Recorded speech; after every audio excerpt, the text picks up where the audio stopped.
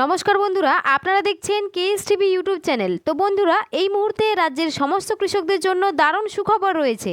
আপনি যদি একজন কৃষক হন বা আপনি পশ্চিমবঙ্গ রাজ্য সরকারের কৃষক বন্ধু প্রকল্পের প্রথম কিস্তির টাকা পাওয়ার জন্য অপেক্ষা করে আছেন, তাহলে এই মুহূর্তে আপনার জন্য বড় খুশির সংবাদ। 2026 সালে কৃষক বন্ধু প্রকল্পের প্রথম কিস্তি অর্থাৎ খরিফ মরশুমের টাকা কবে দেওয়া হবে সেই বিষয়ে নতুন আপডেট জানানো হয়েছে আজকের এই ভিডিওটিতে। সেই সঙ্গে কোন কৃষকরা আগে টাকা পাবে এবং কোন কৃষকরা পরে পাবে, এছাড়াও কোন জেলায় কবে টাকা দেওয়া হবে, সমস্ত কিছু কিন্তু এক এক করে আজকের ভিডিওটিতে জানতে পারবেন। তাই ভিডিওটি একটু স্কিপ না করে শেষ পর্যন্ত দেখবেন। আর বলবো, আমাদের এই ছোট্ট চ্যানেলে যদি কেউ নতুন দর্শক হয়ে থাকেন তাহলে কিন্তু অবশ্যই চ্যানেলটিকে সাবস্ক্রাইব করে পাশে থাকা বেল আইকনটি অন করে রাখবেন এই ধরনের গুরুত্বপূর্ণ আপডেট সবার আগে পাওয়ার জন্য।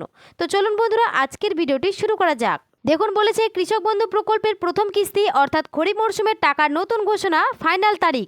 তো চলুন বন্ধুরা, আমরা এই বিষয় নিয়ে একটু বিস্তারিত আলোচনা করি।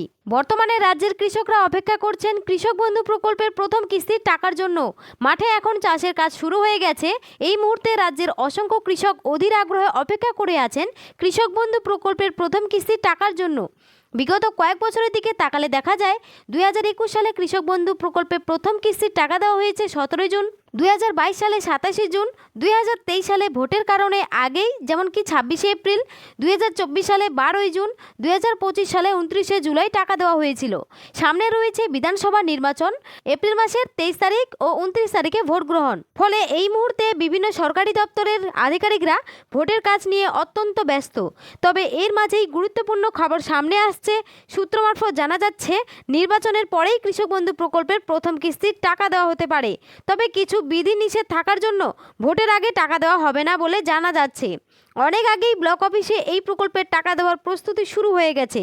কৃষি অফিসে গেলে বলা হচ্ছে ভোটের পরে সমস্ত কাজ আবারও শুরু হবে।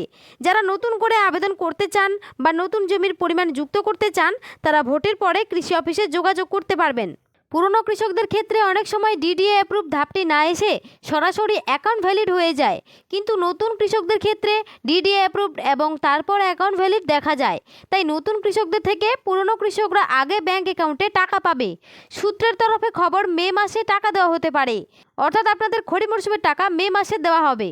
ইতিমধ্যে অনেক কৃষকের স্ট্যাটাসে এডিএ আপলোডেড দেখা যাচ্ছে, যা এই সম্ভাবনাকে আরও জোরালো করছে। সমীক্ষা অনুযায়ী জানা গেছে রাজ্যের বেশ কিছু জেলায় আগে টাকা দেওয়া হতে পারে। এর মধ্যে রয়েছে হাওড়া, হুগলি, 2 দিনাজপুর, কোচবিহার, পূর্ব ও পশ্চিম মেদিনীপুর, মালদা, মুর্শিদাবাদ, বাঁকুড়া ও আলিপুরদুয়ার। এই সমস্ত জেলায় আগে টাকা দেওয়া হবে। এছাড়াও যেসব কৃষক নতুন করে জমি কিনেছেন এবং কৃষি অফিসে গিয়ে জমির পরিমাণ বাড়ানোর জন্য আবেদন করেছেন, তাদের জন্য সুখবর রয়েছে। যদি এখন স্ট্যাটাসে নতুন পরিমাণ আপডেট হয়ে থাকে, তাহলে সেই অনুযায়ী অতিরিক্ত টাকাও পাওয়া যাবে।